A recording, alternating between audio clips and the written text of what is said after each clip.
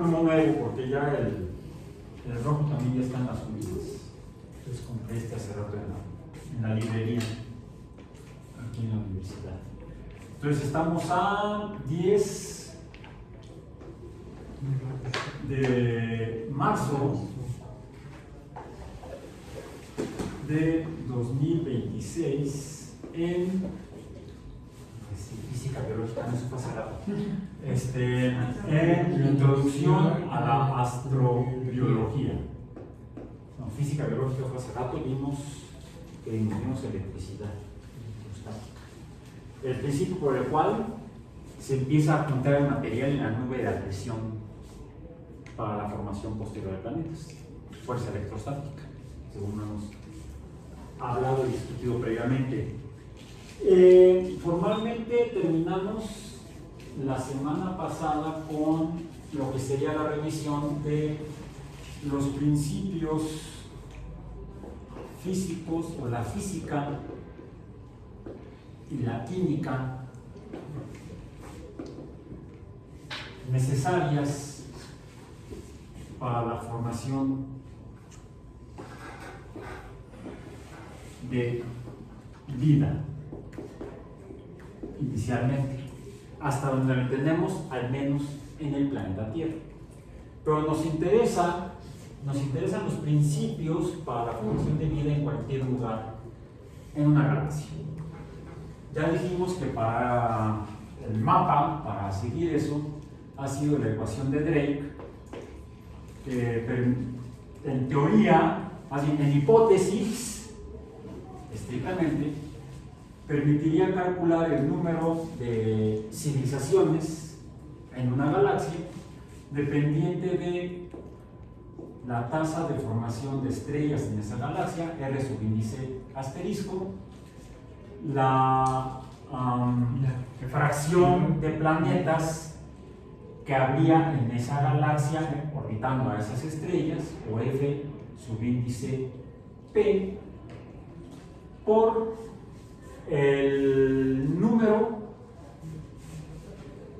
¿sí, verdad? El número de esos planetas que podrían ser ecológicamente viables para la formación de vida, que son los que se encontrarían inicialmente donde, en función del tipo de estrellas, a la distancia orbital correspondiente, o radio orbital, pudiera ser factible encontrar agua líquida.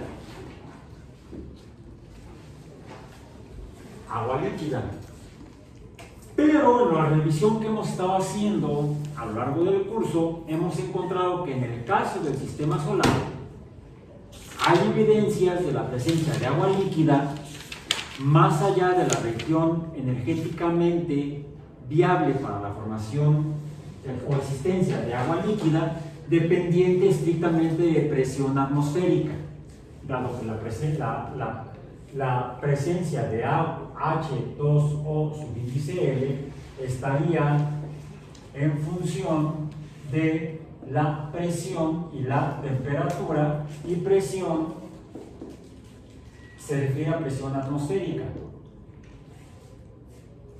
O sea, la fuerza de los gases que ejercen, o la presión parcial de cada gas, que permitiría, de acuerdo al diagrama de fases del agua, la presencia de agua líquida en la superficie de un cuerpo astronómico rocoso, de constitución rocosa, es decir, que tenga una corteza rocosa y no un cuerpo astronómico gaseoso como los 4 planetas gaseosos que orbitan al Sol en el caso del sistema solar. Por cierto, no lo mencioné y creo que sí valdría la pena citarlo ahorita, aunque está, me parece, la referencia en la lista de los temas y referencias en el CITI, si no la revisaré y si no la incorporaré después. En 1973,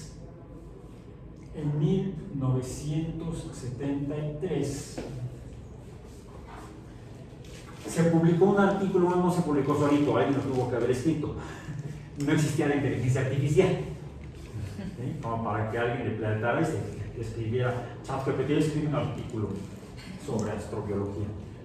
No, un artículo en 1973, Sagan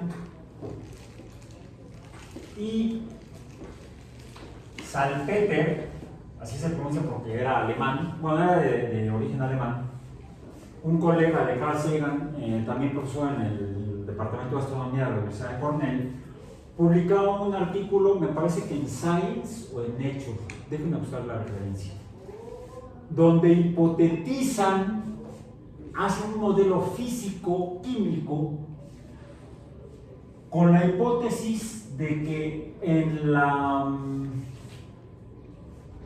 las capas gaseosas de Júpiter, que conforman a Júpiter, podrían existir las condiciones físicas y químicas necesarias para que se formara vida. Se produjeran entonces organismos y estos tuvieran a su vez el proceso de cambios evolutivos que se dan una vez que surge vida, como ocurrió en la Tierra.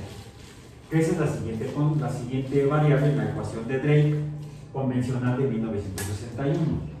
Bueno, esto lo traigo a colación porque este modelo se basa, sí, en estas variables, considerando a la constitución de Júpiter como si fuera equivalente a una atmósfera, aunque no hubiera un sustrato sólido sobre el cual se pudieran estar dando las condiciones para la formación y posterior evolución, permanencia y evolución de vida. ¿Sí? Sí es cierto que es más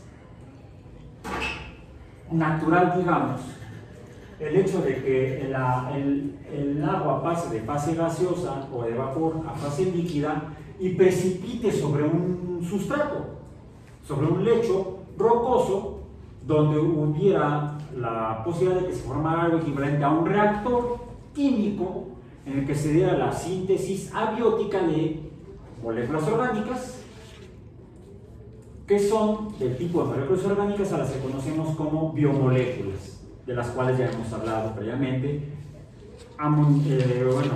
Moléculas como el amoníaco, como el metano, que a través de su reacción, como mostró inicialmente el experimento de Miller de 1953, daría lugar a la formación, en ese caso, de aminoácidos.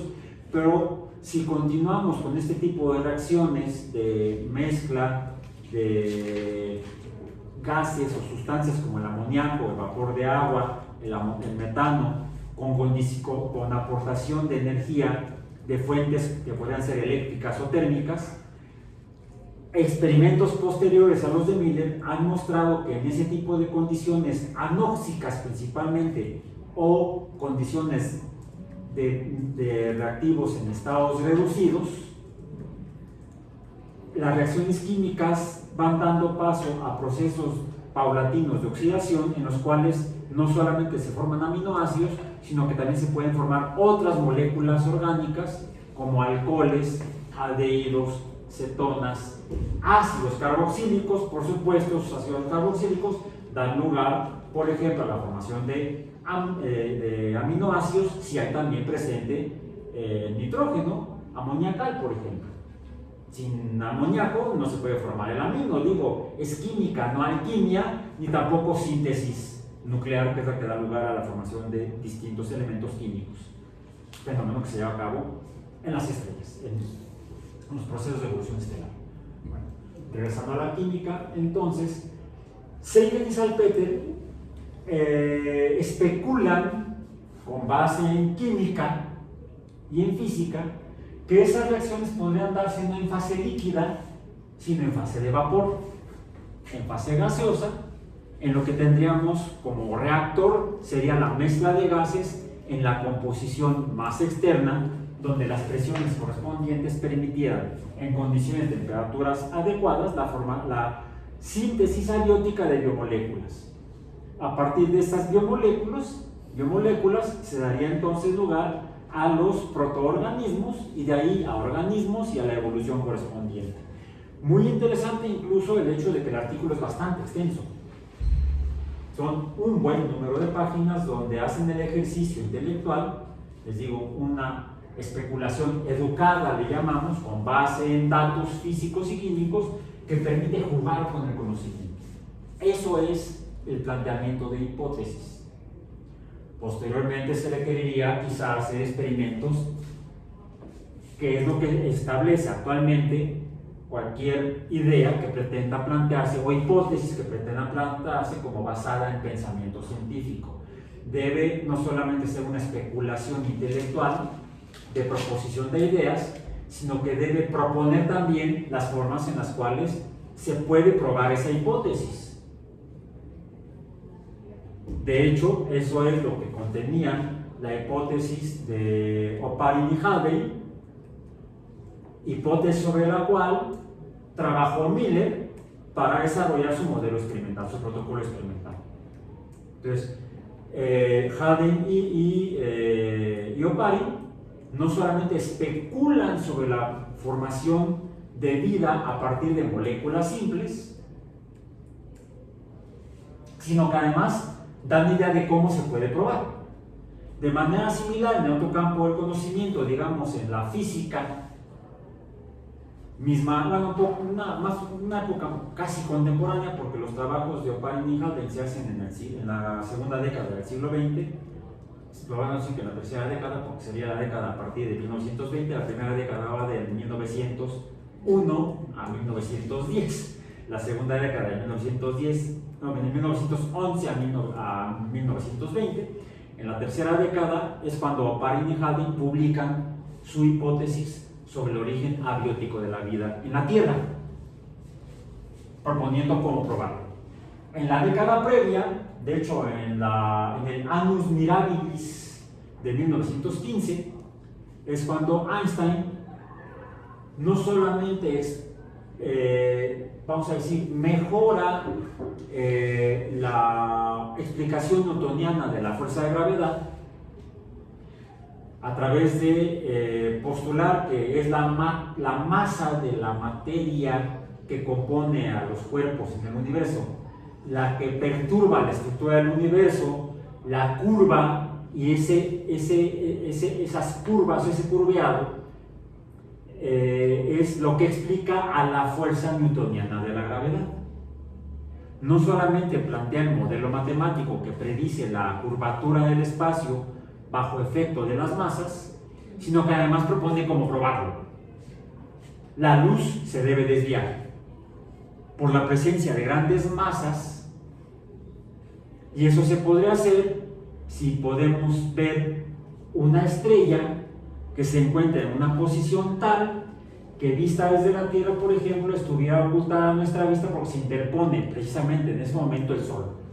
Entre esa estrella, el Sol y la Tierra. No podríamos ver a la estrella porque está el Sol, y no solamente porque sea de día, sino porque está físicamente en línea con la Tierra, entonces sería un eclipse de estrella causado por el Sol. ¿Cuál fue el experimento que propuso Einstein? Bueno, si el espacio se curva por la gran masa del Sol y la luz de las estrellas como la del Sol viaja a través del tejido o la estructura del universo, como si fuera un medio de propagación, pues al estar curveado el espacio por la masa del Sol, la línea de luz o la trayectoria de ese haz de luz que vendría de esa estrella debería curvarse por la presencia del Sol, y deberíamos poder ver la estrella. Y efectivamente, a través de, afortunadamente, eclipses totales del Sol que se dieron en años posteriores, se pudo confirmar experimentalmente el modelo de Einstein para la causa real de la gravedad.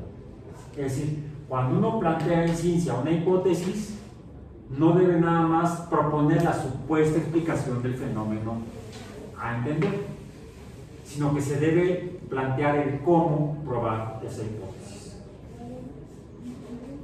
Bueno, es eso lo que hicieron en materia de vida y posibilidad de forma de vida en diferentes cuerpos astronómicos, al menos en el sistema solar.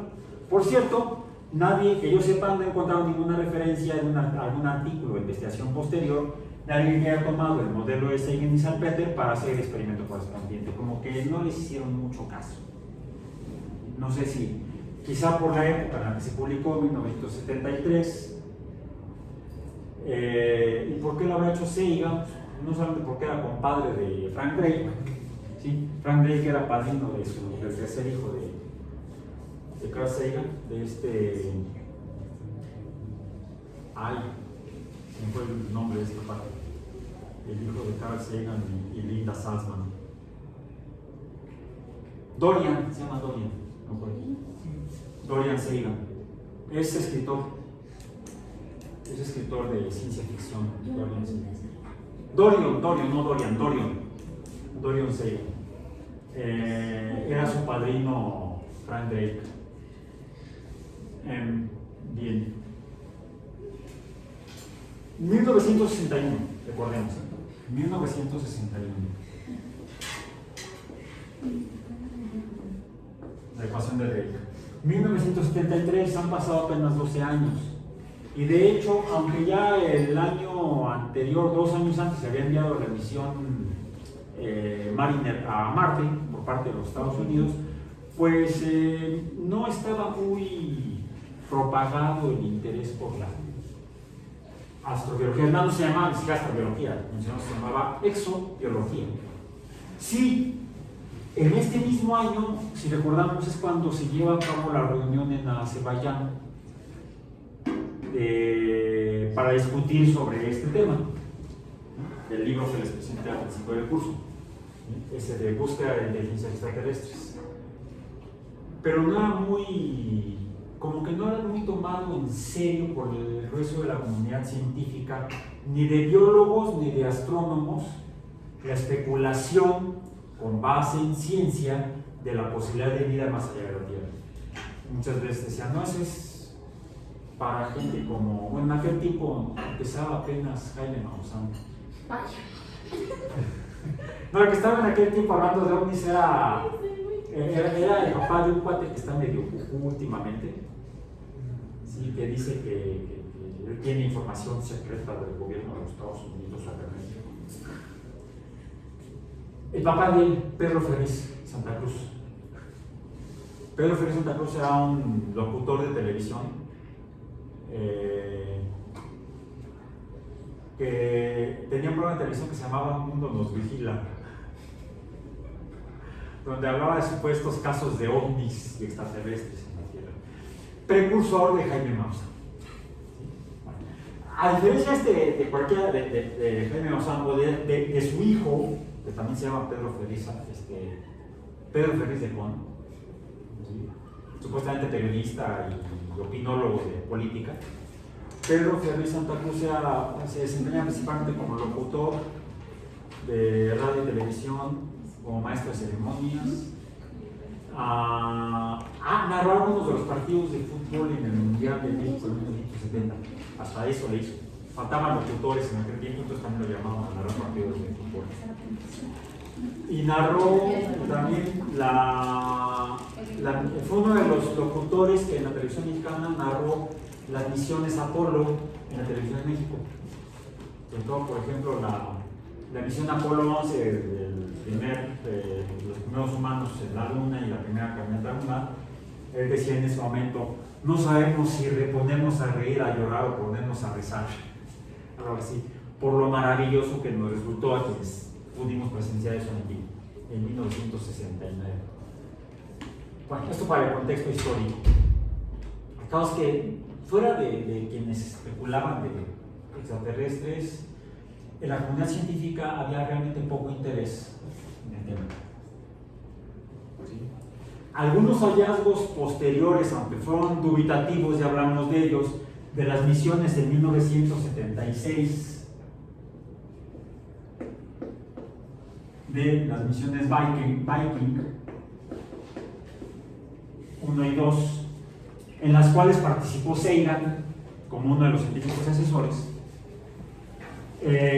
donde les mencioné que se hicieron algunos experimentos. Bueno, se hizo un experimento, ¿sí lo revisaron?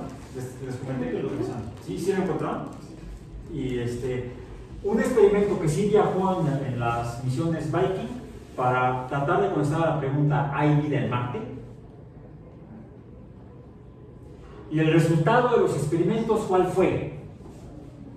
A uno de los científicos de la misión de las misiones Viking, en una revista gringa de noticias, no recuerdo si fue en Newsweek o una de ese estilo, le pidieron que escribiera un artículo breve de 200 palabras contestando a la pregunta con base en los resultados de la Viking: ¿hay vida en Marte?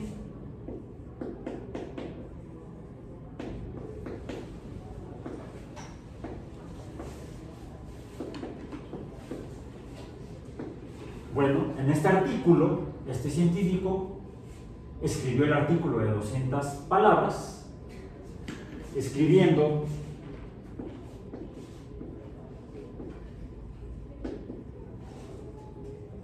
porque fue en inglés 100 veces esto. Nobody knows. En español, nadie sabe. Porque los resultados experimentales, una vez revisados aquí en la Tierra, en un modelo en laboratorio, en condiciones similares, con suelo marciano sintético, conociendo la composición química del suelo marciano, bueno, del sustrato marciano decimos, porque no es ecología, no es ecológico el término, no cumple con los requisitos ecológicos, se pudieron hacer muestras sintéticas o artificiales de algo equivalente al suelo marciano. Y sin trabajo,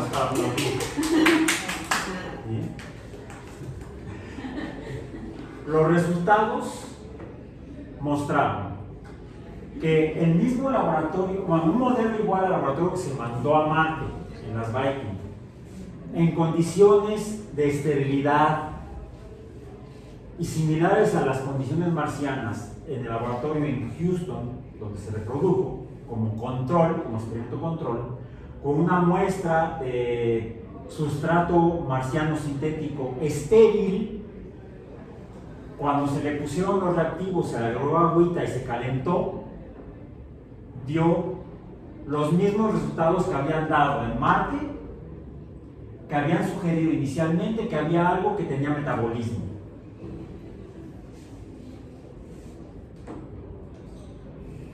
Por eso, cuando recibieron los resultados inicialmente que envió por radio las Viking a Houston, ¡hay vida en Marte! ¡Hay vida en Marte! Porque el resultado salió positivo.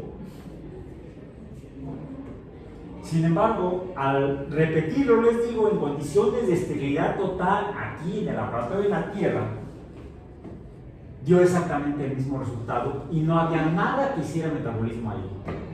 El experimento simplificado era así: era equivalente a tomar un poco de azúcar, ponerla en el medio experimental, que sería suelo marciano o el suelo artificial estilo Marte, estéril, se le agregaba un chorrito de agua, una cierta cantidad de agua, se calentaba un poco para dar las condiciones necesarias para la reacción de oxidación de los azúcares, que es lo que hacemos cuando tomamos azúcar.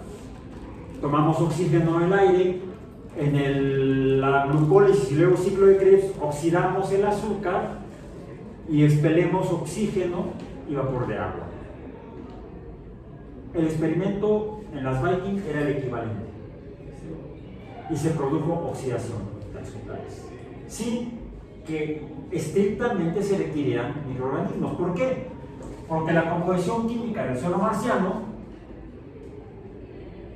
tiene algunos compuestos químicos, óxidos de hierro, que oxidan los azúcares en condiciones experimentales. No se requieren seres vivos para oxidar azúcares. De hecho, ¿qué es la cadena respiratoria? Que es donde se oxidan los azúcares en el metabolismo. Una serie de metaloproteínas que tienen hierro y cobre, que es ahí donde se van oxidando paulatinamente la hexosa en triosa, bueno, de hecho la glucosa de una aldosa a una cetosa, que es la fructosa. De ahí otro paso posterior de la oxidación es que la molécula se rompe en dos mitades iguales, dos triosas, una de las cuales se sigue oxidando hasta dar un carboxilato, Y ese carboxilato luego se oxida perdiendo el dióxido de carbono y es el que exhalamos en el metabolismo oxidativo. Bueno, lo mismo se puede lograr con otros compuestos de hierro, no solamente con las ferroproteínas que se encuentran en la cadena respiratoria mitocondrial de todos los microorganismos o todos los organismos en la Tierra que presentan cadena respiratoria, en la cual hay metaloproteínas, ya sea con hierro o con cobre, que son las que catalizan la oxidación de azúcares, de trioses. O sea, no fue concluyente el experimento de Simpson en ciencia, fue un experimento no concluyente. Por eso es que el experimento que les mencioné, donde se proponía, lo voy a poner acá también, ¿sí? El otro experimento que no se envió por un recorte de presupuesto era no fue el nombre. Ay, ando hoy con mi Alzheimer y grueso. Y tengo aquí la imagen del microbiólogo Vizniak, Wolf Vizniak, un microbiólogo que trabajó en el proyecto Viking. Propuso un modelo de experimento, se apellidaba el Wolf Vizniak, así se escribe su nombre, Wolf Vizniak como lobo, ¿sí? Wolf Vizniak propuso un experimento, pero para identificación de microorganismos. Similar al experimento que llevó las Viking, que fue un experimento de tipo bioquímico. Buscaba detectar la emisión de gases, como dióxido de carbono, producto de la oxidación. ¿Sí? Era un experimento que preguntaba sobre la bioquímica. ¿Sí? En cambio, el de Vizniak era uno muy parecido, porque también pretendía poner algún medio de cultivo, tomar muestras del sustrato marciano, ponerlo en el medio de cultivo, pero estaba orientado más bien a medir el crecimiento de organismos.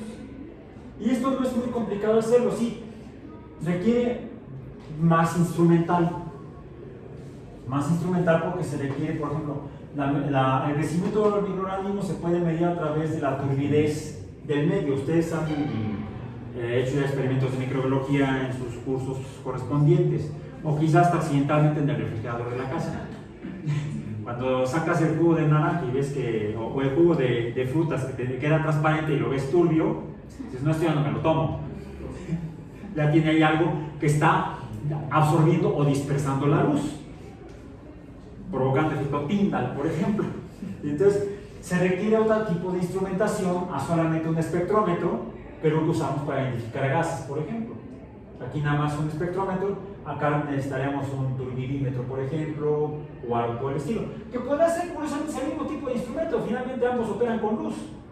Entonces, lo recortó la NASA dentro del instrumental que iría en las Viking por cuestiones de presupuesto.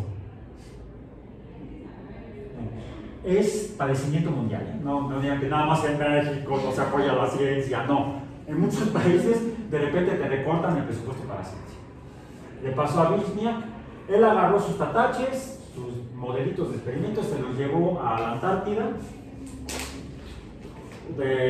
a lugares donde las condiciones eran similares a las de Marte, montañas en el Antártico, mayor altura, menor presión atmosférica y bajísimas temperaturas.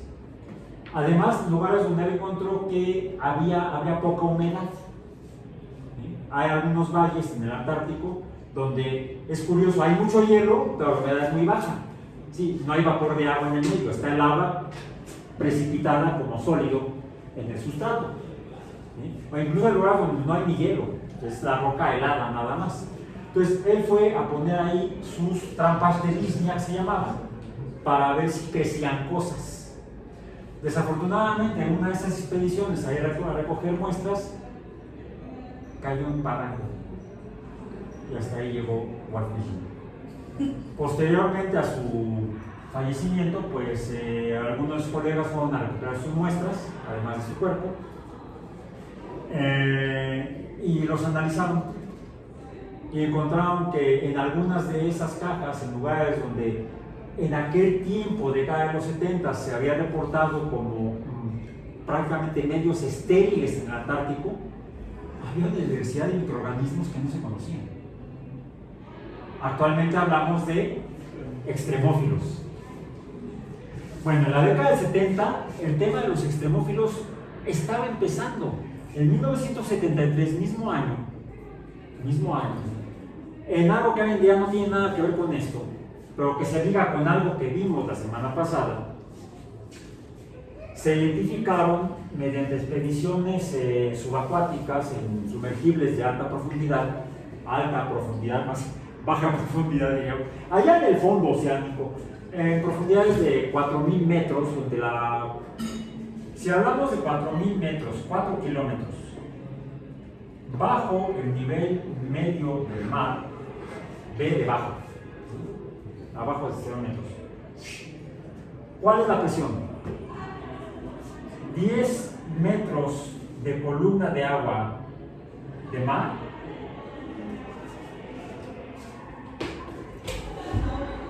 perdón,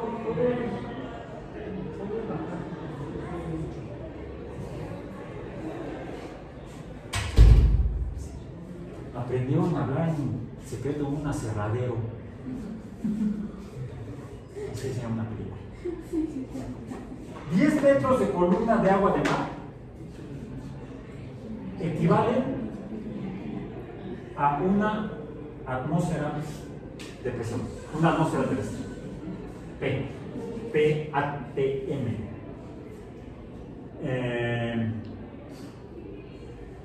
4 kilómetros, ¿cuántas atmósferas son? 4.000 metros, 400 atmósferas. Equivale a 400 atmósferas.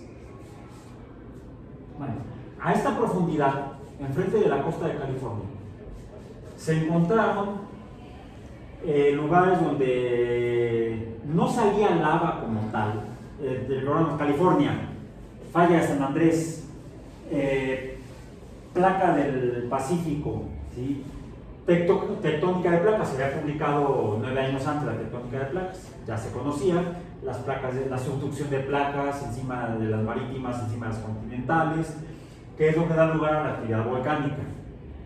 Bueno, se encontró algo parecido a la actividad volcánica a esta profundidad, donde del lecho marino sale material caliente de debajo de la corteza. No lava formalmente, sino material como si fueran flujos piroclásticos, si roca pulverizada, pero que sale acompañada de agua caliente. Recordemos también, en las erupciones volcánicas no solamente sale el magma, que es roca fundida, la lava, sino que también salen gases por ejemplo de azufre, sale dióxido de carbono y también emite vapor de agua, porque hay mucha agua debajo de la corteza que sale a veces en las erupciones volcánicas, pero también sale en estas cosas que se llaman las pozas hidrotermales.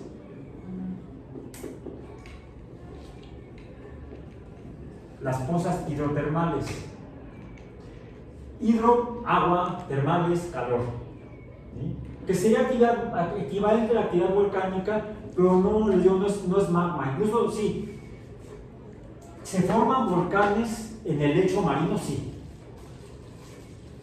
Eyectan magma, sale lava, al entrar en contacto con el agua profunda, que está muy fría, porque no se calienta, porque la luz del sol no penetra, a 60 metros de profundidad ya la cantidad de luz que atraviesa el agua es muy poco. Y junto con esa energía luminosa, la energía térmica del sol también se va quedando arriba. Claro que de 60 metros para abajo ya el agua está bastante fría. No se diga a esas profundidades, el agua está helada. Sin embargo, esa actividad geológica que también es térmica, sería geotérmica, calienta el agua.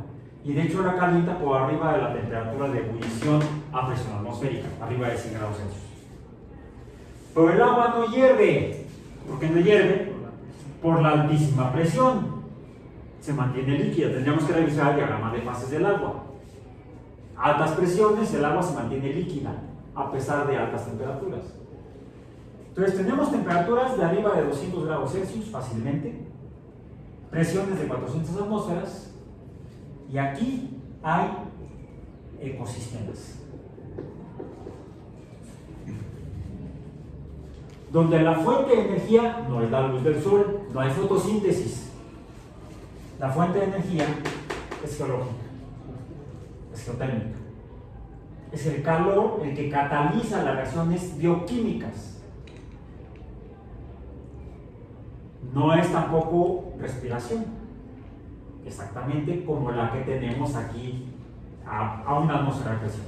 Ni siquiera la respiración que se da en el caso de los cuerpos acuáticos, donde tenemos toda la fauna acuática, desde microscópica hasta macroscópica, que vive en los océanos, en los lagos, en los ríos, donde hay quimiosíntesis, hay fosforilación oxidativa, hay oxidación de azúcares mediada por oxígeno.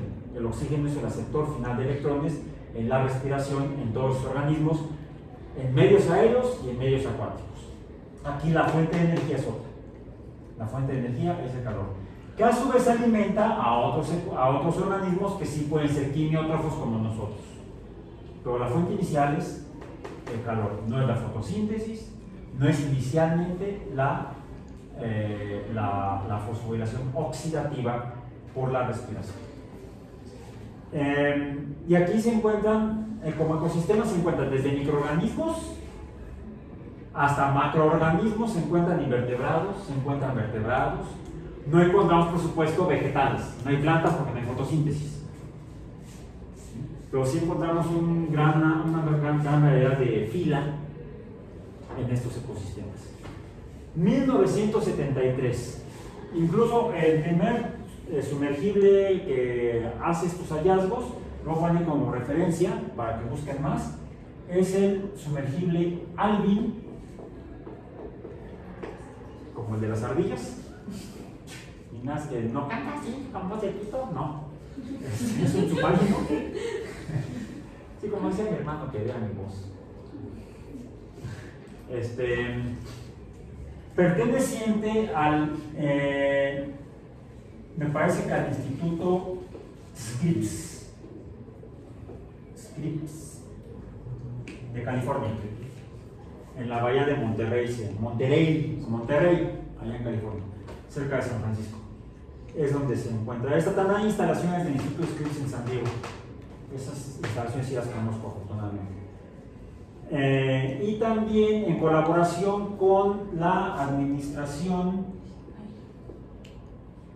Nacional Atmosférica y Oceánica, o la NOAA de los Estados Unidos, la Administración Nacional Oceánica y Atmosférica. ¿Sí? El Instituto Scripps es privado, pero trabaja en colaboración con la administración. Bueno, no sé si ahorita, pero trabajaba antes en colaboración con la NOAA, porque el gobierno de los Estados Unidos está dando la madre a todas las instituciones científicas del gobierno. No se diga la NASA. Ok. En 1973, investigadores del Scripps y de la NOAA descubren en el Alvin este tipo de ecosistemas. Y que con la astrobiología mencionamos que en el caso de la ecuación de Drake, que depende del número de civilizaciones en una galaxia, de la tasa de formación de estrellas de la galaxia, la fracción de planetas que orbitan esas estrellas y el número de inicialmente planetas ecológicamente viables para la vida, nosotros hemos revisado que ahora hay que considerar también el número de satélites o índice S ecológicamente viables para la vida. ¿Cuáles satélites? Como los helados de Júpiter y Saturno. ¿De dónde salió el interés astrobiológico de los satélites?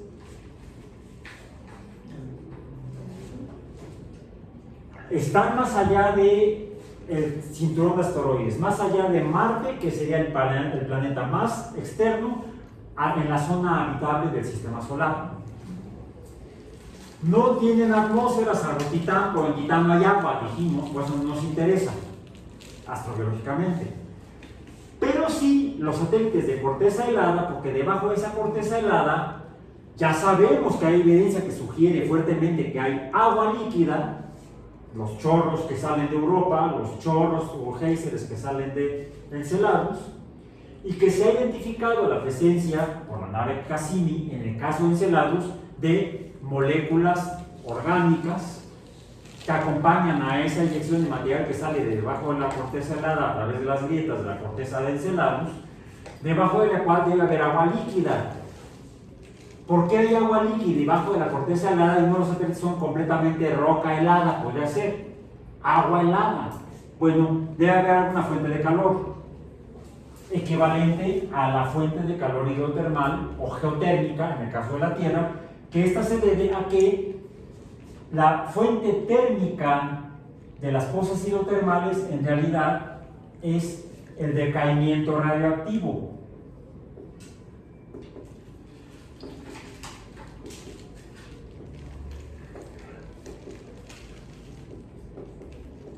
Que produce calor. Cuando los elementos pesados pierden neutrones, transformándose en elementos más livianos, menos masivos, esa pérdida de neutrones emite calor. Ese calor es el responsable de que funcionen los reactores o las plantas nucleoeléctricas, ¿sí? El calor que emiten se usa para, igual que en una termoeléctrica, incluso si fuera una máquina de vapor como de ferrocarril del siglo XIX, donde lo que se hacía era hervir agua a través de leña. El calor de la combustión de la leña se usaba para hervir el agua, el vapor de agua se metía al cilindro, movía el pistón y de esa manera se movían las ruedas del ferrocarril. Rápido ruedan los carros del ferrocarril, dice ahí el R con el cigarro, ¿no? La máquina de vapor. Bueno, no es más que una máquina de vapor porque en lugar de usar leña, usa elementos, isótopos pesados de elementos pesados.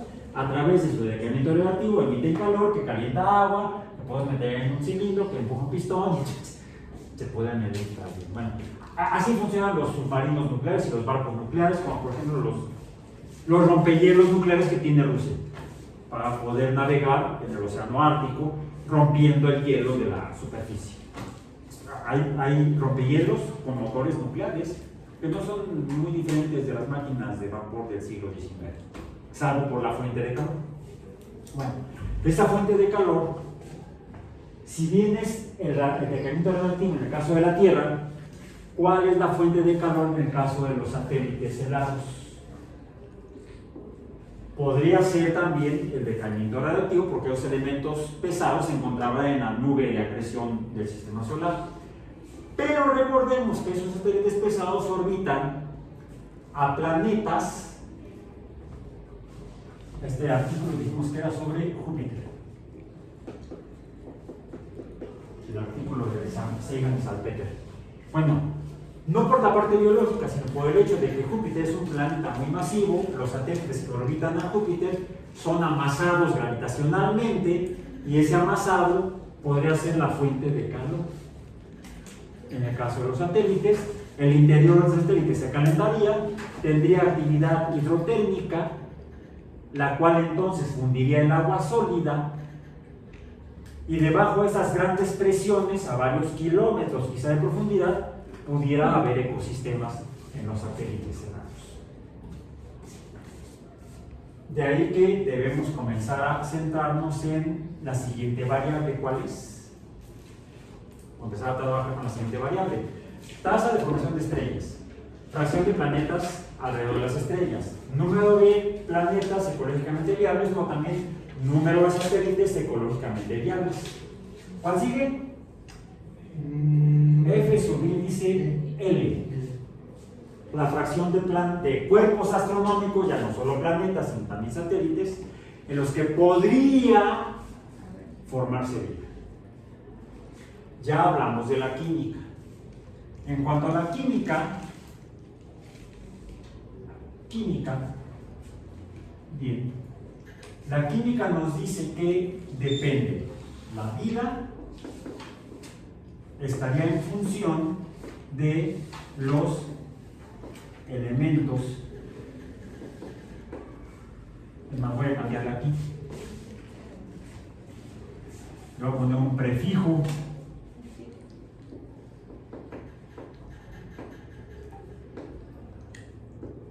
De los bioelementos. ¿Y estos cuáles son? Comenzamos con con los chones. Comenzamos mostrando los chones.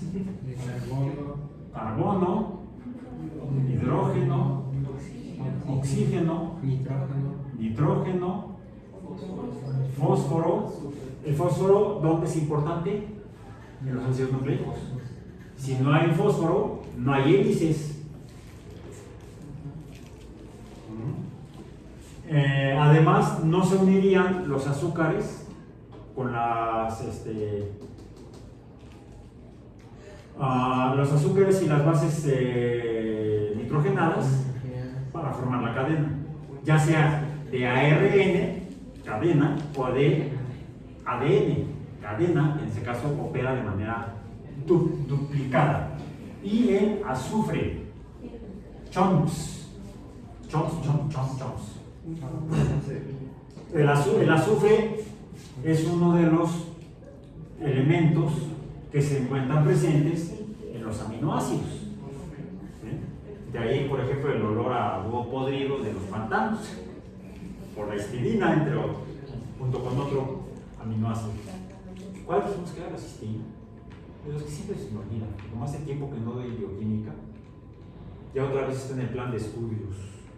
¿Ustedes no la llevan a bioquímica? No llevamos Estructura y función celular. Si nos regresamos al siglo XX, sí, yo llevé bioquímica. Cuando cambiamos planes de estudio en el 85, se propuso que se integraran bioquímica y biología celular para que viéramos dónde ocurre el metabolismo. Y ese es el siguiente punto que voy a tratar ahorita. Esto no está ahí nada más regado adentro de algo y todo haciéndose bolas como si fuera dentro de un matraz. No.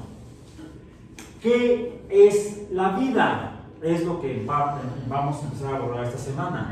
Si ya no solamente la física, no solamente los principios físicos para la formación de estrellas o planetas, o satélites incluso, no solamente los principios químicos para la formación de vida, sino los principios biológicos para la definición de vida, que también se sustentan en la física y la química. Y de ahí, sí subí la lámina, una lámina donde vienen las 6 características que plantea Sierra. Creo que sí la subí hace tiempo. Sí, fue la primera, ¿no? Es una lámina de fondo negro donde Sí, hay 6. Sí, ok. La referencia es de un biólogo. Es el profesor. Y con los nombres es Wilson. Según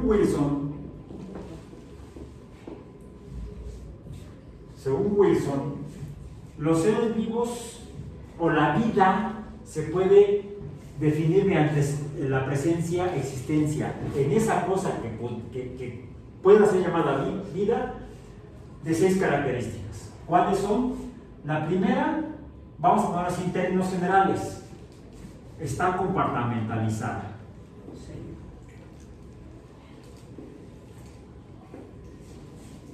El problema es la longitud de la palabra.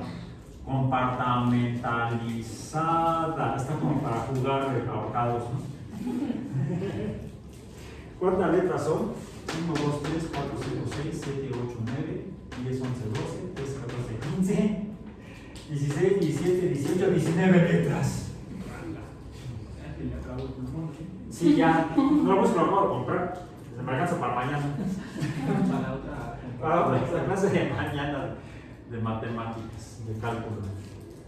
Bueno, quizá hubiera sido más apropiado usar concepto de Wilson, que es el de los seres vivos presentan células.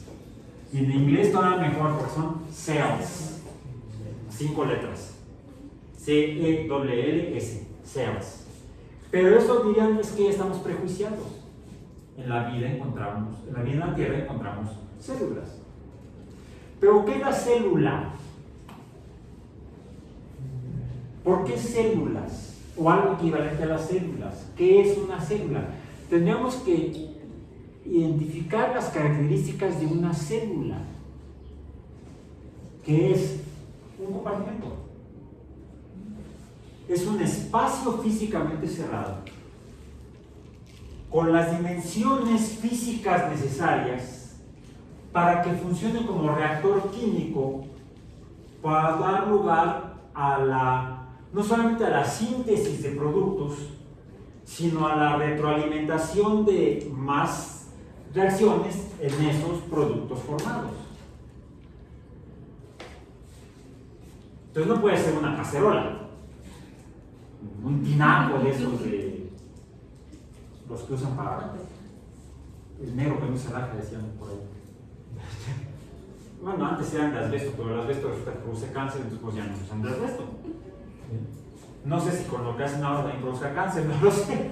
Todo produce cáncer, hasta el agua produce cáncer. Bueno, entonces, son compartimentos dentro de los cuales ocurren reacciones organizadas. ¿Y esas reacciones organizadas cómo se llaman? Metabolismo. Pero no solo, hacer una serie de reacciones organizadas quiere decir que no deben ser caóticas, deben poder incluso retroalimentarse. Un producto, una reacción debería ser el reactivo de otra reacción y así sucesivamente en una especie de ciclo que se mantenga. Porque si nada más dura tantito y hasta ahí llegó, ya no está vivo, ¡pum!, se murió. Necesitamos que se mantenga. De ahí que no es cualquier tipo de metabolismo, sino que es un metabolismo que presenta homeostasis.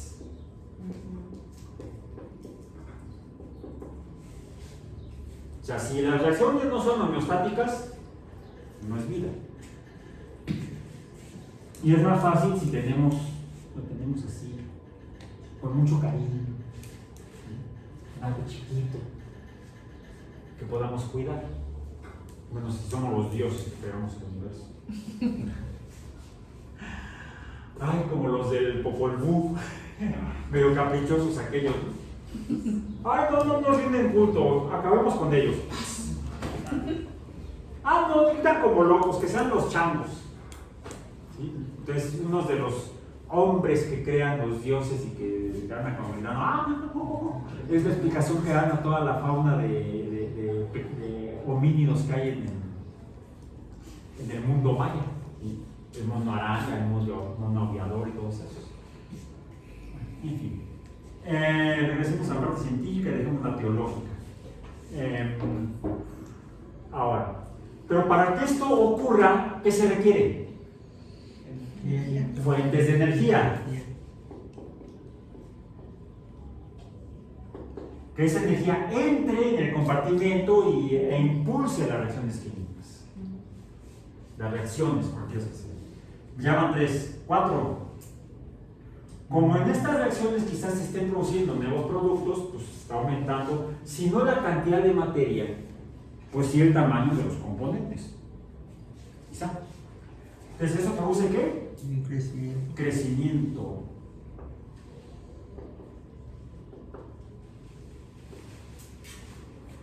Pero esto tiene un límite físico, dependiendo de las propiedades químicas de la materia que conforma a esa cosa física que existe. Es como tratar de aquí poder tener yo un ejemplo de compartimiento. No, un globo.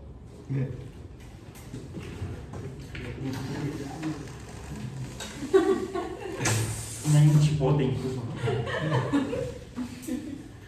Ya está viejito este globo. Ya está medio oxidado el látex. Se pega. ¿Qué le pasó? Al tratar de crecer, murió. También un límite físico dependiendo de las características del material químico. O sea, ese globo de látex ya estaba muy oxidado, ya tenía no sé cuánto. No recuerdo para qué curso lo usé originalmente, lo compré. Este más o menos de esa misma época, me traje otros menos viejos para la clase de física de hoy.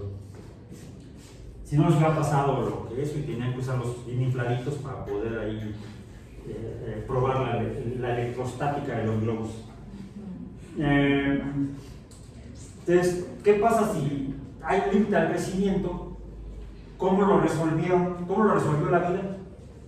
Mediante la reproducción. Bueno, aquí agarré el rojo para que se note la reproducción. Los organismos se reproducen. Pero nos falta una más. Vamos a probar este.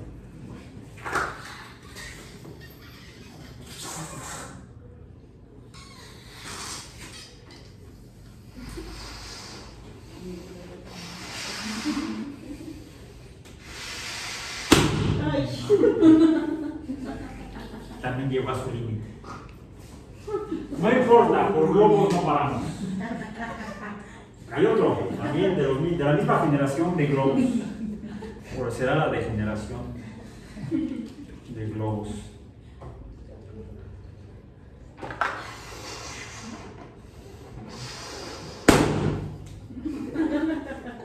¿En serio? ¿La gruesa, la oxidación? Híjole. Como me veo te verás, como los veo me veré. Ya mirad en mi estado, espero no estar como los globos.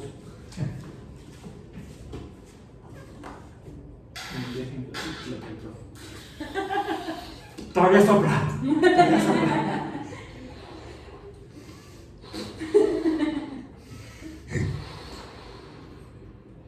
Este ya aguantó, no tentemos a la suerte.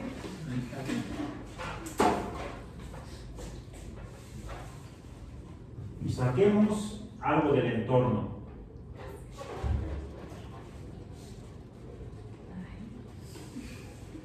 Ahí está.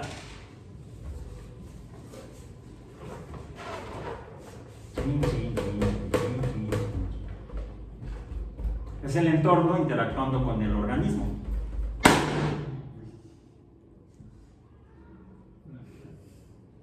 ¿Qué puede haber hecho?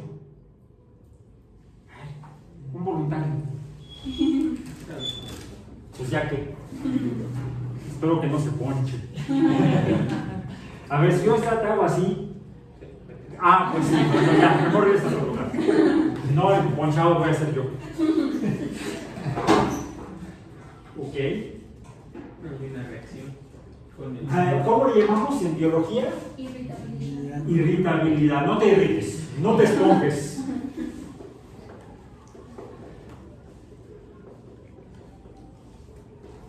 Entonces, estas son las características que deberían cumplir cualquier cosa que llamemos vida en la galaxia.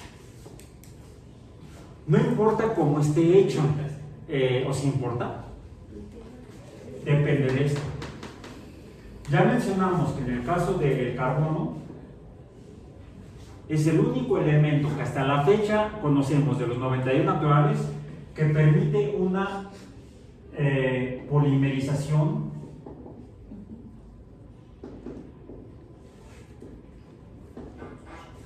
que tiende al infinito.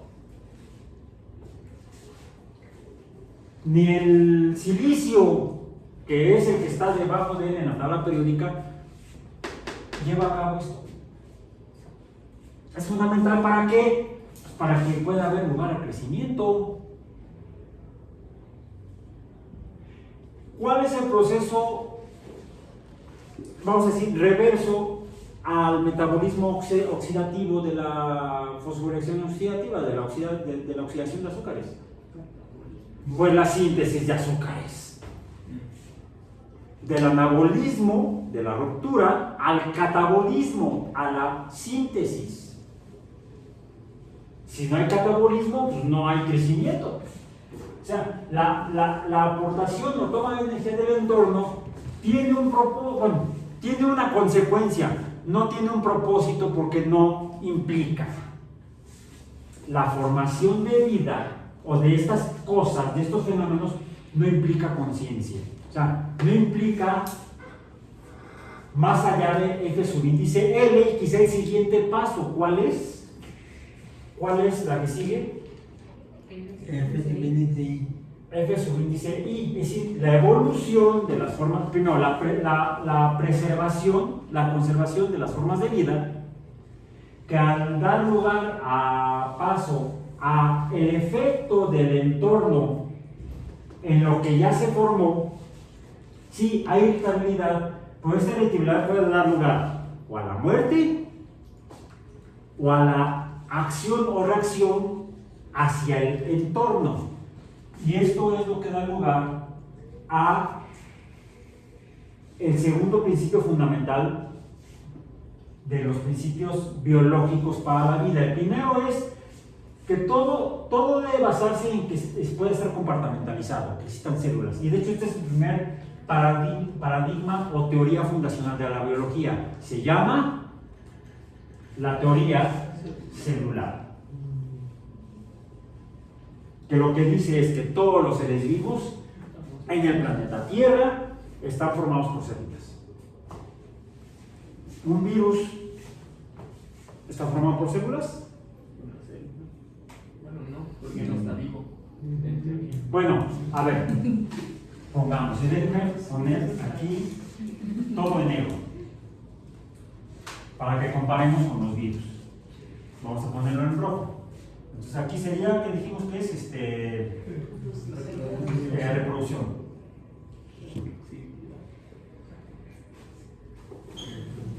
Y ya que estamos en la reproducción, pongamos los virus. Y más déjenme pasarlo de la teoría celular para acá, para allá.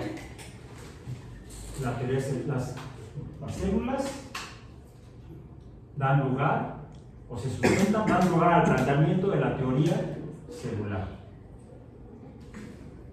Ok. Ahora, los virus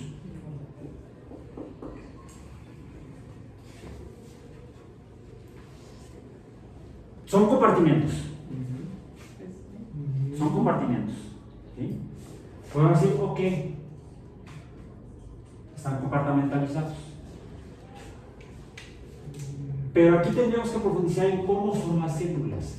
¿Por qué? ¿Cómo tiene que ser el compartimento?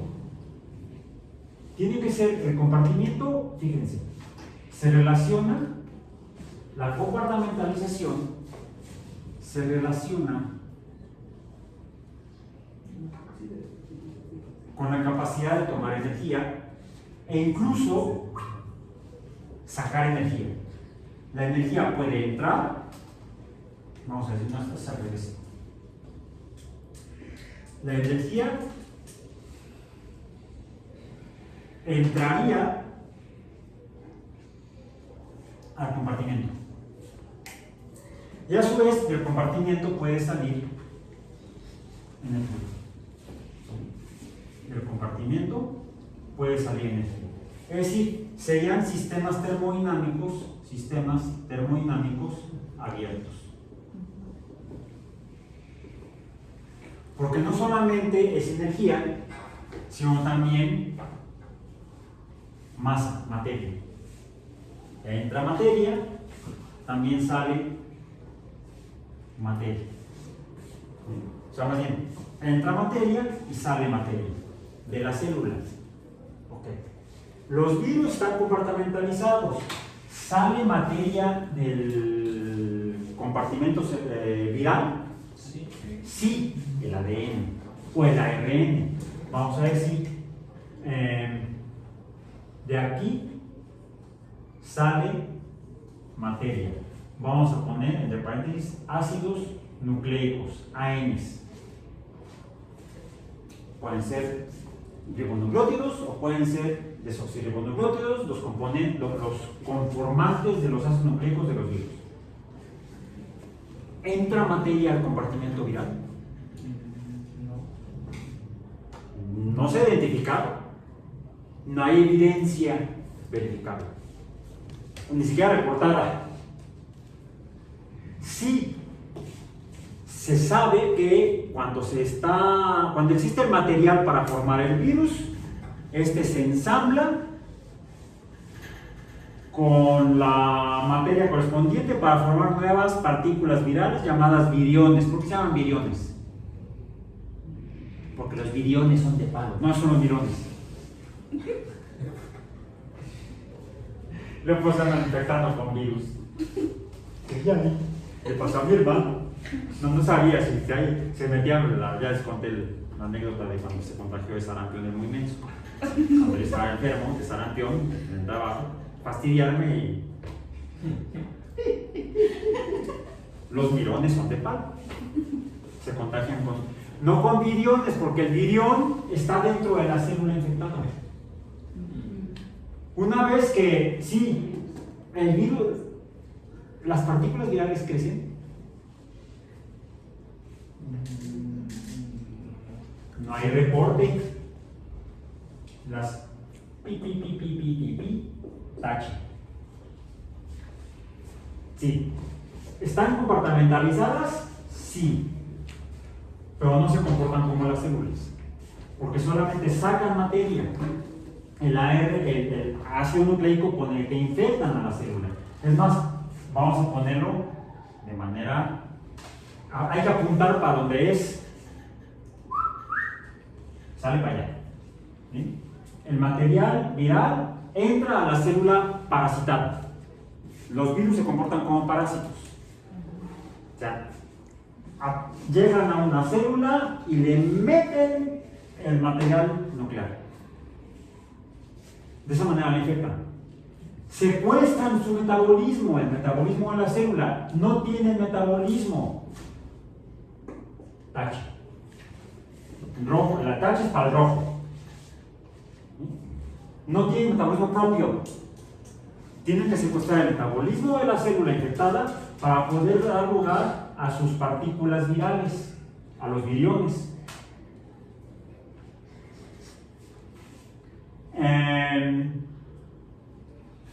El metabolismo para la síntesis de partículas proteicas y ácidos nucleicos virales, pues proviene de la energía celular.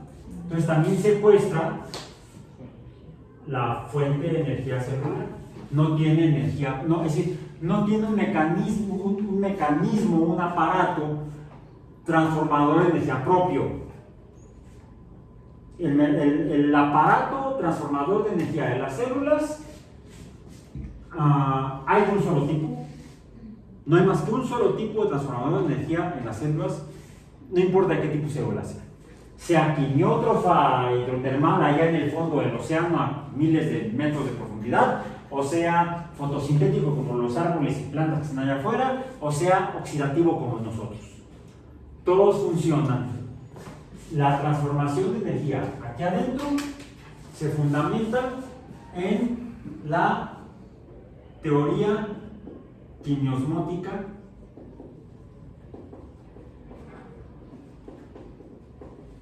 de Peter Mitchell. Toda. Es una teoría tan universal como la teoría evolutiva de Darwin y Wallace. No importa si son, le dicen en sus libros de bioquímica o de estructura y función celular, el metabolismo energético. A través del potencial electroquímico en el organelo correspondiente, sea mitocondria o cloroplasto, o la membrana bacteriana, se lleva a cabo la transferencia de electrones para la síntesis de ATP. Punto. Que es la partícula energética dentro del metabolismo de las células. Esto forma un solo paquetote.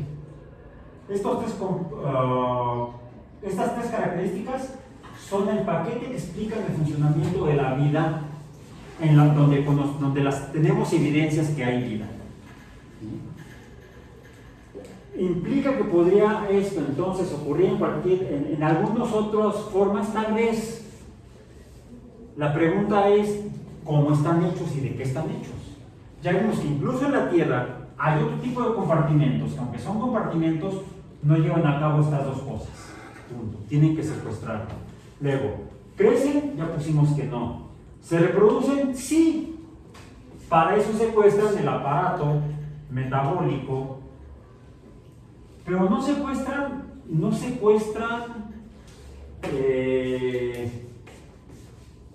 por ejemplo, en el metabolismo de las plantas. Los virus que infectan plantas no secuestran el metabolismo para la síntesis de almidón, por ejemplo. ¿O sí? Tendríamos que encontrar virus de almidón. No los hay.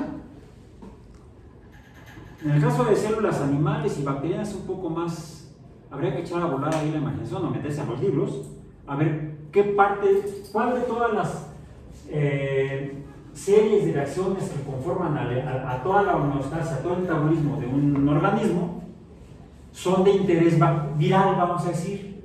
¿Cuáles de todos esos secuestra el virus? Secuestra los ribosomas para sintetizar sus propias proteínas. Secuestra el aparataje de ¿cómo se llama? Bueno, el aparato de Golgi sí, porque hay ribosomas. ¿Sí? El retículo endoplásmico rugoso, hay ribosomas. Pero pensemos no solamente en eucariontes, pensemos también en procariontes. Están los virus bacterianos como los bacteriófagos. ¿Sí? ¿Qué secuestran? Las polimerasas. Las polimerasas de ácidos nucleicos, simplemente para la síntesis del nucleótido viral.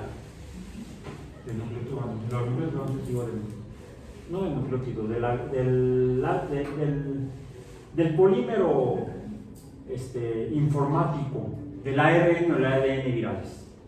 ¿Bien? Entonces, secuestra el aparato de síntesis, todo el aparato de síntesis de proteínas y todo el aparato de síntesis de ácidos nucleicos. Pero no otros aparatos que tienen otras funciones en el caso de cada tipo celular. Como que son muy selectivos, que me resultaban otros cuates. Ay, no, fuchizo, no. Se reproducen, sí, dijimos, efectivamente. Responden a estímulos externos, presentan irritabilidad. Muchos organismos los iluminamos con una fuente de energía radiante, electromagnética, y si su composición química da lugar a responden de alguna manera, se alejan, se mueven, se retuercen sin morirse. Se retuercen como dicen, cuando le pones Como lombrico. que sal a los caracoles. No, eso es crueldad animal. Es crueldad animal. No hagas eso. No. Es una manera en la cual se tuvo a bien ayudar a mitigar más casos durante la pandemia de COVID. No nos irradiaban con luz ultravioleta y entonces salían de que mutaba era uno, no el virus. No responden. Me recuerdan algunos exalumnos. No responden. No presentan irritabilidad. Bueno, entonces, tenemos casos en la Tierra de cosas que parecen vivas, pero no lo son. Deberían cumplir al menos con estas 6 características. Y podríamos pensar cuáles son los limitantes. Químicos, y físicos. Quizá físicos en cuanto a presión y temperatura puedan dar realmente lugar a la formación con base en estos compuestos químicos en cosas que lleven a cabo eso. El artículo de Seigan y Salpeter está largo y nunca lo he leído completo. Quizás sería un momento en mi vida que deba de leerlo completo. No prometo hacerlo. Ok, entonces, esto nos debe dar lugar o pie o la base para empezar a pensar dónde realmente se podría formar vida en otros cuerpos astronómicos, sea en el sistema solar o en algún otro sistema estelar. No se pierda el próximo episodio, misma hora, mismo canal. Chon, chon, chon, chon. Sí, sí.